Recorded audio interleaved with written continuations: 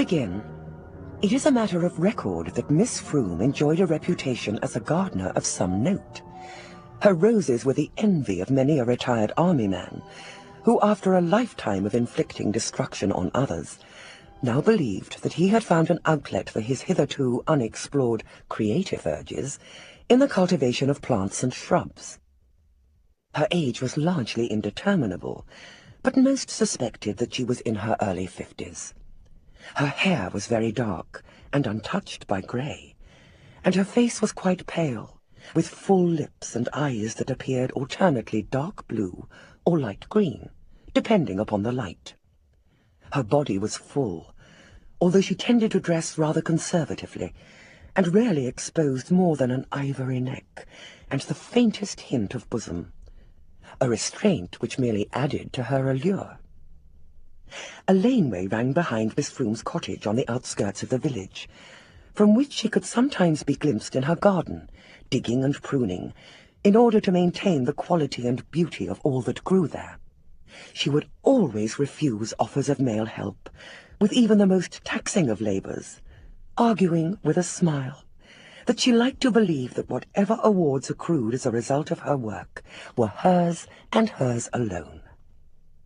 And so it might have come as a surprise to these gentlemen, had any of them been present to witness the occurrence, when Miss Froom hailed a young man who was bicycling by her garden one bright spring afternoon. The young man, whose name was Edward, allowed himself a brief moment to take in the woman's appearance. "I was wondering," said the woman, "if you might have a moment to spare.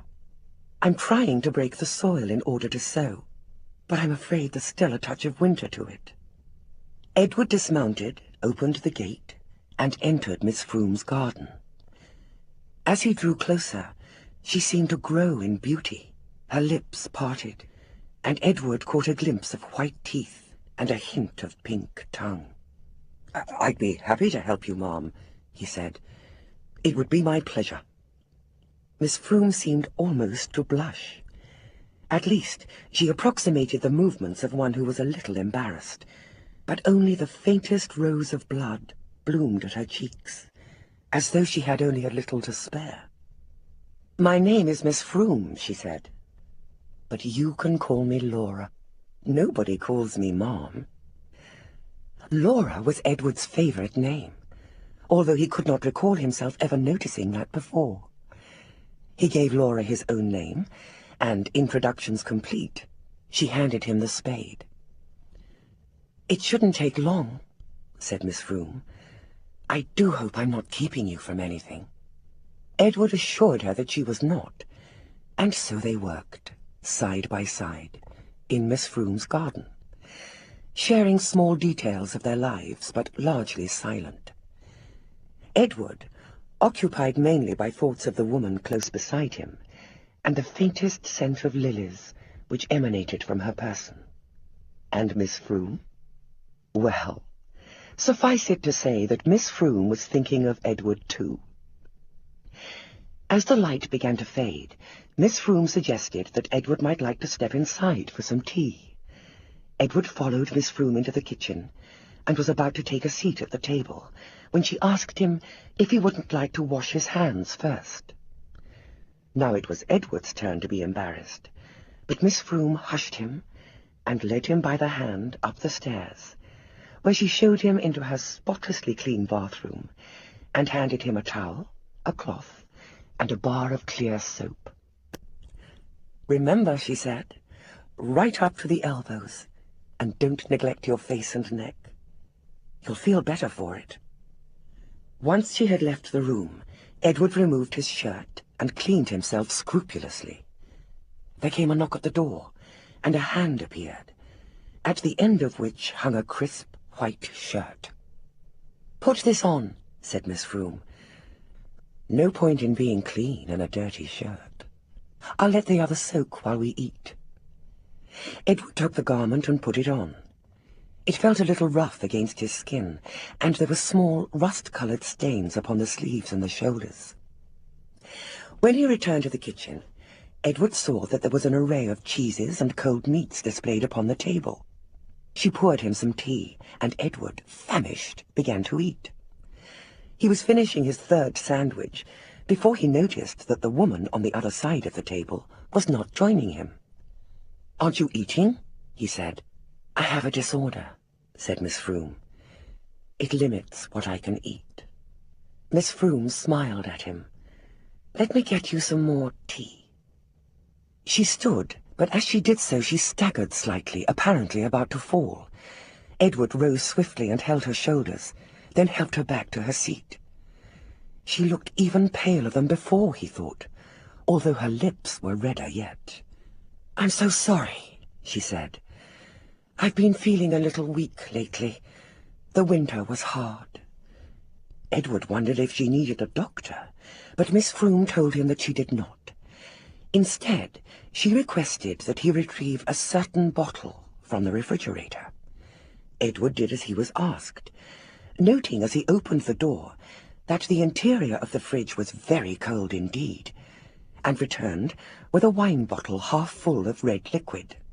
Edward poured the liquid into a cup. It was more viscous than wine, and had a faintly unpleasant smell. "What is it?" he asked as Miss Froom took a long mouthful. "Rat's blood," said Miss Froom, wiping a little dribble from her chin with a napkin. "Rat's blood?" said Edward, unable to keep the disgust from his voice. "Why are you drinking rat's blood?" "Because it is all that I have," said Miss Froom, as though the answer were obvious. "If I had anything of higher quality, then I would be drinking that instead." Edward wondered how hard it could be to acquire something tastier than rodent's blood, and decided that it couldn't be very difficult at all. What about wine?" he suggested. "Well, wine isn't blood, is it, dear?" said Miss Froom gently, in the tone teachers are accustomed to use with slower children in the class, the kind who sup from inkwells and misjudge the time it takes to get to the toilet. Edward sat down heavily. "All a bit much for you, is it?" asked Miss Froom. She patted his hand lightly. Her skin was almost translucent. Edward thought he could see bones through it. "What kind of person drinks blood?" asked Edward. He shook his head at the awfulness of it. "Not a person," said Miss Froom. "I don't think I can call myself that any longer. There is another word for what I am, although I don't like to hear it used. It has such negative connotations." It took Edward a moment to ascertain the word for himself. He wasn't very smart, but then Miss Froom liked that about him. "Is the word that—" But Miss Froom interrupted him before he could speak it. "Yes," she said, "that's the one, but please, don't utter it. But your kind attack people, don't they?" "Not me," said Miss Froom. "I like a quiet life. It's easier to hunt forest animals or the odd cat, and maybe even a sip from the neck of a cow or two, although it's not very hygienic." She sighed loudly. "Unfortunately, my scruples about preying on people mean that my strength has been gradually failing over these last decades. I'm not sure I could even hold on to a cow any longer. So now I'm reduced to rats. Do you know, it takes about 100 rats to equal the nutritional value of even 1 pint of human blood. Just enough to keep me going for 2 or 3 months. Do you know how hard it is to trap 100 rats?" "I'm weaker now than I have ever been," said Miss Froom softly. "Soon I will begin to age, and then—" She fell silent. As Edward watched, a single tear trickled down her pale cheek, like a diamond sliding across a patch of ice.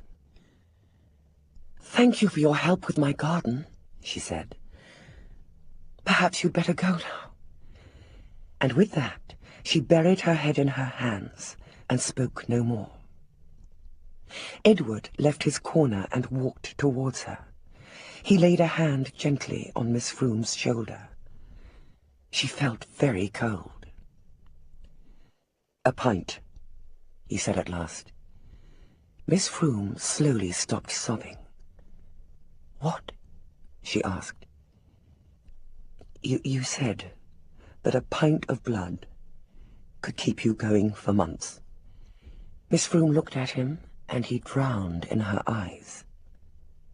"I can't ask you to do that," she said. "You didn't ask," said Edward. "I offered." Miss Froom didn't speak. Instead, she ran a cold hand across Edward's face and brushed his lips with her fingertips. "Thank you," she whispered. "Perhaps there's something I can offer you in return."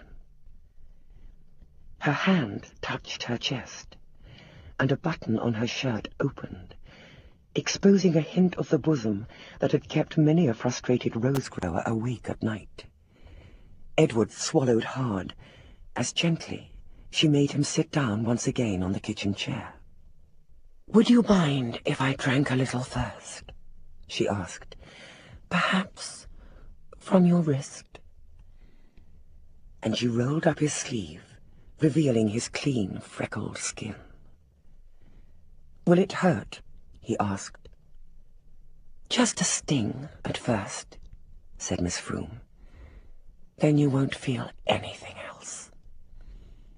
Miss Froom's mouth opened, and he saw that her canines were a little longer than normal. Her tongue flicked at them, and Edward felt a surge of fear. Her mouth descended on him, and twin needles of pain shot through his forearm. He gasped, but then the pain faded, and he felt a kind of warmth and a sleepy pleasure. His eyes closed, and beautiful images came to him. He dreamed that he was with Miss Froom, alone in a wonderful intimacy, and that she loved him dearly, even as they drifted into the shadows together. When Edward was dead, Miss Froom, her strength now restored, carried him to the cellar. There she worked on him, removing the major organs before placing his body in a large wine press. When he was fully drained, she removed what was left of him, separated the bones, and put them through a grinder. She took the fine powder and placed it in jars, so that she could mix it into the soil over the coming weeks, assuring herself of another fine crop of vegetables and roses for the coming year. Finally, she disposed of Edward's bicycle by tossing it into a patch of marshland a short distance from her home. When all was done and darkness had descended, she treated herself to a little tipple, her fingers lingering at her neck, as she recalled her first taste of the young visitor. Men, she thought, they really are the sweetest of creatures.